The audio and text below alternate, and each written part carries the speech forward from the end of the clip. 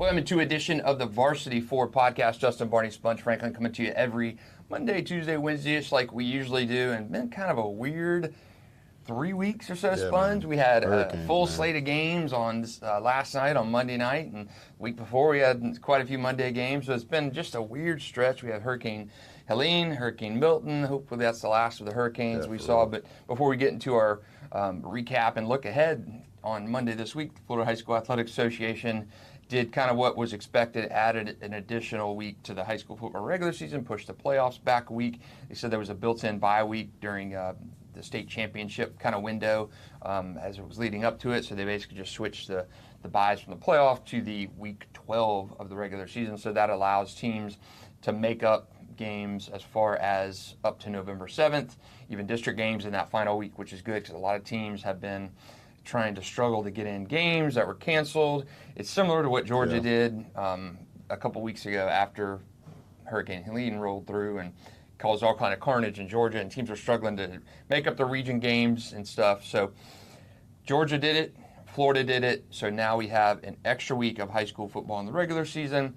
Playoffs start a week later, I believe November 15th now will be that first round of playoff games. So I think that's a good idea. Yeah. Now we're going to see some games. If you paid attention to our coverage last night, you know that Bartram and East was scheduled for a Monday night. Those teams agreed to scrap it and push it to week 12. I thought that was a good idea to not force teams to play two games in a matter of basically 4 days. So would have been nice, I think, if teams knew that last week, to not go through game planning and stuff for Monday. But we had an extra week of their high school football regular season, and playoffs start a week later. Also did learn that state championship games in 1A through 7A are going to be held at Pitbull Stadium, Florida International University. So down in the old Miami area. That's a little bit of a drive. So not sure we'll have any local teams there, but maybe one, maybe two teams there. But so that's the kind of the updated news this week. So we have an extra week of high school football.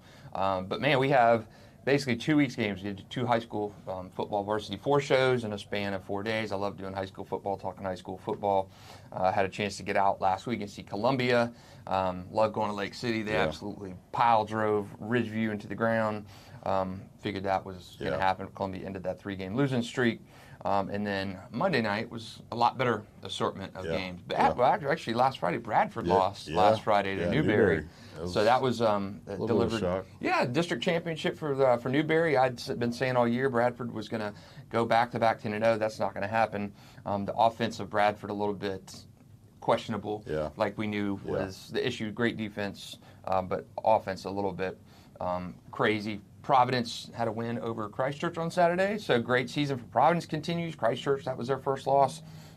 But our big slate of games was last night on Monday Night Sponge. And what were your takeaways from Monday Night Football? Like I said, I think the big one was Fleming Island, man. Yeah. They've kind of we've talked about them all year. They kind of were like a little bit of a surprise. You didn't know what you were going to get because a quick coaching changeover right before the season started. But ultimately, going up against a team, like I say, we've been talking about Beachside as like the proverbial, let's get up here, play some big boys. They kind of have shown that they can play with some of these teams, and they kind of got waxed last night. So I thought it was a little bit of a surprise, but for all intents and purposes, Fleming's been playing some pretty good football. Yeah, Fleming's, and it's tough for me to try and find a home for Fleming Island in Super 10 this week. Yeah. We'll get to that in a minute. Parker won its third straight game, and Menendez lost to Bishop Kenny, so that creates a little bit of a three-way drama in that district. Had Menendez won last night, it would have won the district championship. But that's not the case, so Bishop Kenny, Parker, Menendez still in the mix for that district championship. Coy Creek got killed by Buchholz, 63-22. Oakleaf, as we talked, they continue their rise. St. Augustine, 56-6 over Clay. Game's 42-0, like a minute in the second quarter. That was an absolute shellacking. Ed White continued. Ed White's been sneaky good. I know. No, I was 5-2, man. I was looking at whoever they play this week. I got it circled on the schedule for this coming up games this Friday night. I'm like, okay, Ed White's kind of circled the wagons after losing that week 1 to Trinity game, and then they've had rattled off 5 wins, and next thing you know, they lost to Trinity week 1, like 21-18, 22-18, and then they went down and played a team in South and lost 30-27. So was it Merritt Island, I yes, think? I think. Yep, that's exactly Ed what it White was. is like 6-7 points away from being undefeated. So Yeah. Lawrence Johnson doing a good job over there, and they had some turmoil with a student passing away, a female student, multi-sport athlete, Shalacia Williams, passed away a few weeks ago in a tragic hit and run accident. So they've had some adversity over there at Ed White. Man, Ed White is clicking. We'll see them in a couple weeks in our game of the week. Ponte Vedra brought Middleburg's unbeaten season to an end. Yeah. Middleburg kind of, to me, was almost like a Beachside where Beachside, I think, had been a little bit better than Middleburg. But Right. common things when you haven't played as many good teams. Your record was a little inflated. Yeah, I mean, and granted, Middleburg has played phenomenal football under Ryan Wolf. And when you see the program he inherited and then what it's come to now, 6-1, their best start since 1989. Great job there. You're getting incrementally better. But the teams that the Ponte Vedras of the world are a little bit further ahead in the development. So Crescent City won a district championship on Monday night. Fleming Island took a step towards winning a district championship with Beachside. Remember, they've already got a win over Ponte Vedra as well. And then when I'll mention our Yulee 42, Fernandina Beach 7. That was our game of the week. Our first kind of lopsided game of the week. Yulee's won 11 in a row over the Pirates. And then I mentioned this one. Statistically alone, Zarephath Academy, they have been just chopping through teams this year. Their first loss was last week and a half ago to Union County. But man, they get back on the horse. 84-6 over Duval Charter. I was at that game for the first few minutes of the first quarter. It was 26-0, just about in the blink of an eye. Jordan Durham, Ace Shea's little brother, his dad's the coach, Ivory Durham, 568 passing yards. That's crazy. 9 TDs. That's crazy. I mean, it was just target practice. He was doing that. Duval Charter's a young team. I figured they would bounce back in a big way after that loss to Union County, but whew. Yeah. That's a bounce. Points, dude. 84 points, man. That's a bounce. Wave the white flag. That is one of the highest scoring games I've ever attended in. Yeah, I think the last time I I saw 84 points was when Ed White. Ed White. Oh, they beat Lee. Yeah. Oh man, I was like, OJ, what are you doing, man? Shut it down, OJ. Yeah, that was probably about 7 years ago, maybe. Yeah, that was a lopsided beating. St. Joe a few weeks ago beat Eaglesview like 74-6, 72-6. But so unusual to see those high scores. Once you get in that 50-60 range, you kind of call off the dogs. But for sure. Zarephath is video game number. Jordan Durham was, like you say, target practice. Yeah, is the number 2 ranked passing yardage quarterback in the country. Video game numbers, and if you knew his brother H.J. Jordan's good. I mean, I remember seeing him when I first met him, he was like 6th or 7th grade. And he's really small, but man, he is big. He looks good now. He's committed to Valdosta State, so what year is he? Senior. Okay, he's a senior. He is one to watch. He's actually a really good player, and it's tough to tell at some of the smaller schools. When you're playing the Duval Charters of the world, really small and growing program, you can put up numbers like that. But when you play Union County and they bring the heat, things change a little bit. But man, it's 84-6. If you had those guys on your fantasy football team, you won this week. You won whatever national pool you were in. So weird Monday night of games. The Friday night, I thought the big one was Bradford losing to Newberry, and it's kind of weird, disjointed last week and a half, 2 weeks of high school football. Before we look ahead to our hopefully a normal week of high school football, week 9. Can you believe we're on week 9, Sponge? It's kind of crazy when you think about it, man. Like when you print out the schedule or whatever, and you're looking at it, I'm like, dang, week 9 for real. Like I don't even know what happened to the last 2 months. It's crazy. It flies. You blink and it is over with. Before we look ahead to our week 9 games, we talk about our Super 10, and I have a few shakeups in mind, including a new team moving in, a new team at number 10, and I thought about putting Fleming Island in, but I just couldn't do it. I got Riverside in at number 10. I know that's been a team you've stuck with all season, but I got Riverside at 10. My other candidates were Fleming Island, were keeping Beachside in. Right. Even maybe a Providence, although probably a little bit further down the ranks. Bartram Trail's still got a case, even though they're 3-3. Baker County's got a case, but I went with Riverside. They beat Fleming Island head-to-head earlier this year. They've lost their tough games, and they've got a tough game on Friday against Bulls coming up, so we'll see if they can do that. But they've lost to St. Augustine. Those types of games that you're losing. So I got Riverside at 10. At 9, I've got Creekside moving up from 10 to 9. They've won 4 in a row. They beat Atlantic Coast 43-37 on Monday night. That game was a blowout. That game was like 43-16 with 3 minutes to go. Really? See, And it's just bang, bang, bang, bang, bang. Yeah, I didn't know. I was like, when I looked at the score, I'm thinking, I'm like, all right, it was a shootout.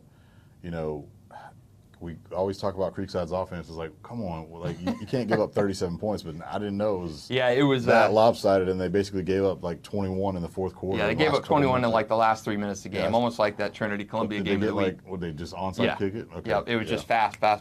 So that was a little bit deceptive of a final score. But Creekside moves up a spot for me to number 9.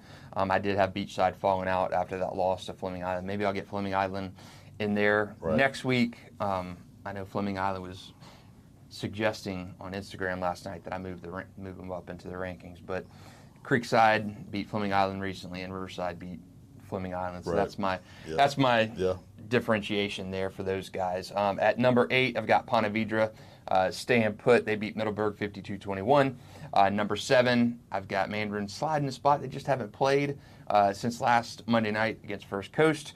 They got Fletcher on Friday, so I got Mandarin going from 6 to 7 this week. At number 6, I got Bradford dropping from 3 to 6 after that loss to Newberry. Not a bad loss, but it's going to cost them a district championship. At number 5, I've got Oakleaf. Did I have 6? 6 Bradford, 5 Oakleaf. They move up a couple spots. 4 Bowls, 3 St. Aug, 2 Nice, and 1 Rains. Yeah, like I say, our top 5 is completely the same. Rains, Nice, St. Aug, Bowls. Actually, I have Mandarin at 5 just because I think, that they sneakily, they're going to be a different team. Obviously, we talked about the Trammell injury, so like going forward, I think they're going to win the rest of their regular season games. I mean, maybe that St. Augustine game will be interesting depending on how they play that. If St. Augustine, the whole resting players for playoffs, we'll talk about that in a couple weeks. But I still think Mandarin's pretty good, so we'll find. I think they can beat Fletcher because Fletcher's kind of been a little bit of a struggling team. So I got them at 5. I've dropped Bradford down right past them because. Yes, they beat them head-to-head, but again, that was a depleted team. I think Bradford is really good defensively, but I think their offense is definitely going to be what their downfall is going to be when it comes down to getting in the playoffs. And we've seen that the last couple of years with them. That's been, if there's been an Achilles for Bradford, it's been that ability to kind of keep pace when you get into shootouts with the Cocos of the world. Yeah, for sure. And then like the back half, I've got Oakleaf, Riverside, Ponte Vedra, and Creekside. So we've got the same teams, and they're kind of mixed up in order-wise, but I feel like all those teams are pretty good in the back half, and like I said, a couple of them are going to play some big games this week to say, hey, you're going to stay in. Like, what is Riverside going to do against the Bulls? What is Creekside going to do in their game? Who they got? Rains. Exactly. That's kind of a weird game, and I don't think they're going to win, but it's going to be. I think that's going to be a good game. Can they show face and score some points? Yep, so I do. I think that's you're in for a potential shootout. So, yeah, it's just those two teams. They don't really see each other. Yeah. So it's going to be. It's how good can they be early, I think is what it's going to be. But, yeah, those are my 10. And like I say, I think I have Fleming, Beachside. Those guys have been really competitive lately. So, just keep winning your ball games. Yeah. And some of these teams are going to lose, so you can slide back in. That's right. So, it's our Super 10s have been really similar all year with the exception of maybe 1 or 2 teams. All right, week 9. We are almost at the 9, 10, 11, and 12 now. So we got a month left in the season. We're not going to see a full slate of week 12 games. We will see at least 2 of them. I know Swanee and Wakulla and Bartram Trail and Nice are definitely playing there. So it'll be interesting. So, okay, week 9 games, a few to look at. Bowls Riverside, I think that's a good one right off the bat. You mentioned Creekside and Rains is going to be a good one. Hey, can Parker keep it going, Fleming Island? Yeah, for sure. The other one I did finally look at it is Ed White is playing Oakleaf. Yeah. So, like, that's, we talked about how sneaky Ed White's been these last couple weeks. And Oakleaf's been that kind of surprise team that we talked about. It was like, where'd these guys come from? So, I probably like Oakleaf in the game just because it's at home. And then on top of, I feel like Oakleaf offensively has really been rolling. So, we'll see where Ed White, like I say, that's a big game to kind of show you, like, hey, we've arrived, we've come back, we've righted the ship. So we'll see what happens with the Commanders. Ed White, what they've done is they are really young quarterback too, man. Like I say, King is slinging it. They're legit. They're a touchdown away from being undefeated. A few others, Mandarin, Fletcher. I think Mandarin's probably got the edge in that one. Fletcher's a good team. They just aren't in that cut where they're not say elite, but they're not to that next level. I mean, to me, in the gateway, it's Mandarin and Rains are really far and away the Yeah. two, and then you've got the Fletchers of the world. I think the Riversides, those guys are in that next kind of cut. St. Aug at Bartram Trail, that's our Varsity 4 game of the week. You can stream that Friday night at 7 p.m. on news4jax.com or in the News4Jax app. That series goes all crazy. Yeah. You know, Bartram has lost like 17, 18, 19 in a row before they got things going. It was our game of the week last year and ended up being a field goal game. So Bartram's defense kind of gives me pause in this game that they can actually slow down team. But St. August's defense too. Yeah, no, for sure. They both are questionable on defense right now. So, you know, can the offense, you know, do enough to, you know, get into a shootout game, and then you're basically, you know, just try to score as many points as you can because your defense is kind of giving up stuff. So, obviously, we like St. Augustine, but there is, like, say, some questions that we still have with St. Augustine on that defensive side of the ball, especially if they want to go back to where they were last year. And Bartram kind of is, I guess they were a little bit of a surprise because they've, you know, dropped some games that we didn't really think they would. Yep. And, you know, we thought they'd be better off record-wise, where maybe this game would be a lot more, like, enticing looking just by the numbers on the side of their, you know, wins and loss column. But, I don't know, Bartram they've kind of under-impressed, and then, you know, St. August kind of just, like we said it before, St. August has been that team that where we looked at them early in the year, and it just kind of was like status quo, they're doing what they do, and maybe not been overly impressive. So, like I say, there's still something you can't put your finger on, like why they haven't maybe been fully clicking. So, I mean, they're still, and plus the whole chaos of the schedule, like that, all that plays into the factor of just, you know, you can't get in that consistency basis where you're just like, all right, you're in your routine, you're comfortable, you know. So now that hopefully we're done with some of these storms, you're kind of getting into that fall feel. You know, it's going to get cooler. Yeah, it felt great this morning when I got up. Yeah, it's going to be, you know, they're going to have daylight savings, so it's going to be darker. So you're going to have the full Friday night lights. You're going to have that late afternoon look, you know. So yeah, that's my favorite time of year. The turn in the page of like, all right, we're getting down to the nitty gritty here. So like, now it's time to, you know, get all your ducks in a row and get ready for the playoffs, man. Yeah, and I know for Bartram, it will be a change if they lose this game, and then you're really almost considered one of the worst teams in St. Johns County. You've lost to Coy. Yeah. You've lost to Ponte Vedra. Yeah. You lose to St. Augustine. Yeah. And, I mean, that's just wild to me that they've had this many struggles this year. And defense, I thought their offense would be a little more stable, but defensively they struggle. And in the past, they've struggled on defense, but they've been able to win these 57, 49 kind of games. That's always been Bartram's Achilles heel. Is their defense hasn't been, you know, locked down, you know, shut down. They always win with their offense. You know, going back to like the Joey Gatewoods and the, you know, even last couple of years with Trujillo at quarterback, they always outscore you. You know, they had Biddle toting the rock. So now they've kind of got a new changeover with some of their skill guys, young quarterback and Weatherly. He's still a fantastic player, but you know, they just don't have that firepower on offense to where they're giving their defense a tough spot, which is where they're weakest. You know, so others Range Creekside, I think that's going to be a phenomenal game, just simply because the Creekside offense is, you lose your first 3 games, you figure things out, and then man, it's been a breath of fresh air over there. Yeah, and they have been cranking it up for sure. And I think again, that's one of those, like, you know, St. John's Duval, like where they don't really play a lot of games against each other. I want to see, you know, what can Creekside do offensively against Rains, because even Rains has been a little bit susceptible on defense. You know, Bowles did a little bit of something. That was week 1. You know, obviously Trinity had a couple big plays to keep that game tight.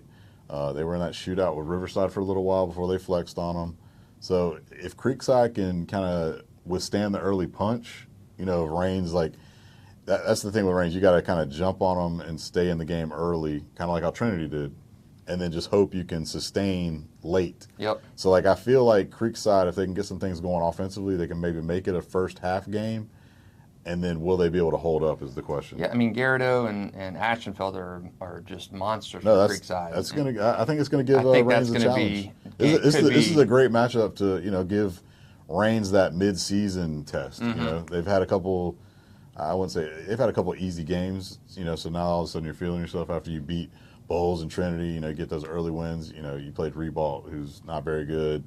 You know, you had the shootout with Riverside a couple weeks ago, but now you're kind of getting that you're getting a playoff test in a sense, especially a playoff offensive test. So I agree. I like that. think, I like that matchup. I think that's potential kind of game of the week collision there. For sure. I think that's really one of upset if not the best alert. games. Upset alert. It could be. I mean, I do think Reigns is susceptible, and I think Creekside is good. We've seen them. I mean, you can hammer Creekside, but they just kind of come right back. I mean, Creekside in week 1 is not Creekside in week 9. This team has found out just how good it should have been. I mean, I think this is the Creekside team we expected to see in week 1 against Mandarin. I think that Mandarin game should have been like a 47-35 kind of game, right? Instead of 57-13. So whatever was not working early on is working now for Creekside, and they have turned it on. I think they're going to be a playoff team once again. I think that's potential kind of game of the week material there. Right now, that's it for this week. If you had to pick one team right now who's going to be playing at Pitbull Stadium mid-December, one team, who is it going to be? Jeez. Because like I say, that's totally changed, man. It's just, obviously it was Mandarin was the number 1 team, but I can't pick them without Trammell and, their injuries that they've had. Obviously Jamie's back on the field, but, freshman quarterback, I don't see that happening. Nice, you like where they're at right now, but it's like there's something there where you're like, what's going to happen? Are they going to fall? St. August was my darling pick, my favorite, going into the year. But again, they were the team that I just said I can't put my finger on what their issues is. Obviously, defensively, losing all those guys to graduation, those leaders of your defense are gone. Reigns, I love Reigns. But it's like I look at who they'd have to play to maybe get there. So if it was one team, I'd probably go with Reigns, just because I think their offense and Cole and those receivers are really good. So I think they can score with pretty much maybe everybody. Yep. It's just going to be where does their defense line up? Can they win the shootout game? Can their defense all of a sudden rise up and become a better unit? When it comes to playoff time. So I guess I would go Reigns 1 and then St. Aug 2. That's my exact 2. I would pick Reigns and then St. Aug 2. I look at teams like Nice, and then they get in the first round of the playoffs, and then you're playing a team that you're not too familiar with, and it happens like last year. They got throttled in the first round of the playoffs. But I think this Nice team is better than last year's team, but.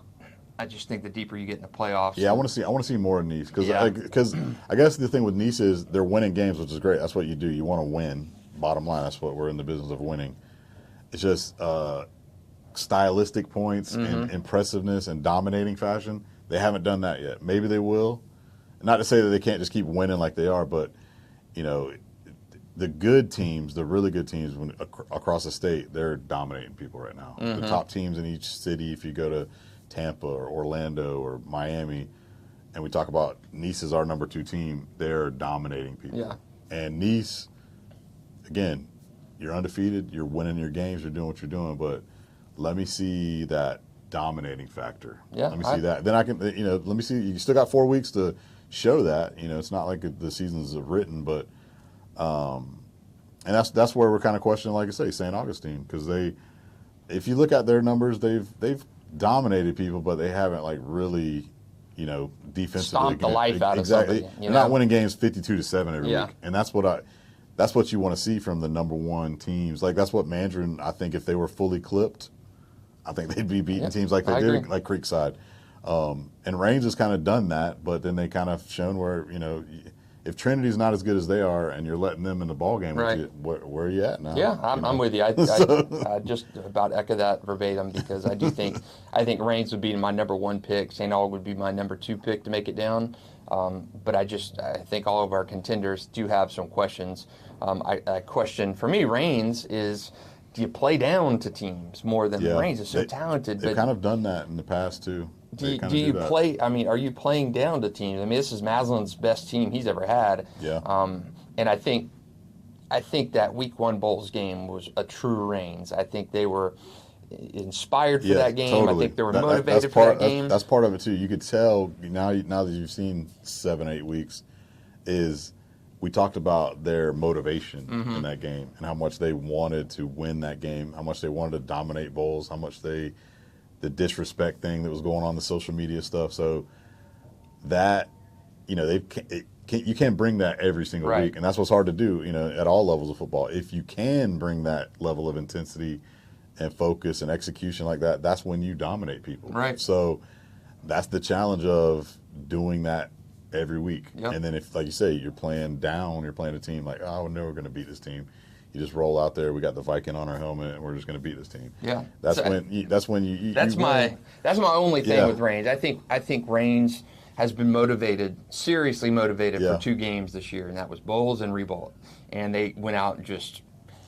To me, the Bowls game felt personal, and I think in the second half of that game is when you really saw Reigns like flex its muscles and say, "You ain't doing nothing." I think that was when they said, you know, try as you might, you're not going to move the ball, you're not going to get anything on us. Yeah. It's not happening. And I think they've been truly inspired in 2 games this year, and that's Northwest Classic and then week 1 against Bowls. So I do think they have a different mindset come regular season and the playoffs. But I'm with you. I think Reigns to me is, if I had to pick one team and wager $100 on it to get down to Pitbull Stadium and play for a title, it would be Reigns. Yeah, and followed by St. Aug. Yeah, I agree. Like I said, that's where I'm at with it. And again, I've seen a little bit like of some of the clips of, like, you know, the Chaminade, same time. I think they played this past weekend. You know, Miami Central's good. Like Miami, we know Miami high school football is what it is, and those teams are really good. And so that's always been Duval's biggest challenge. Downfall. Yeah, you're right. We can't beat the 305. So. Yep. And that's it's. And now it's a virtual home game now. Yep. So you want to talk about a packed out FIU stadium? Yeah, Teo is old as time. Duval and Dade and Broward, and it's going to be good. Well, that's a Week 9 edition of the Varsity Podcast. We got another one coming your way next week, and we'll start trying to put bows on district races and maybe talk best players and potential players of the year, offensive, defensive players of the year. We did our top coaching staff, so we were building a coaching staff last year and did like a little mock player draft. I don't know who wins my. Yeah. I went offense and. Sponge, I went balance. Baby. Sponge went balance, so. I still like Elias Williams.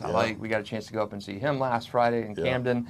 So we'll have something fun for you next week. Maybe some top players, our top players of the last 5 years, something like that. For Sponge Franklin, Justin Barney, thankfully no more hurricanes to talk about this week. That will do it for another Week 9 edition of the Varsity 4 Podcast. Thanks for listening.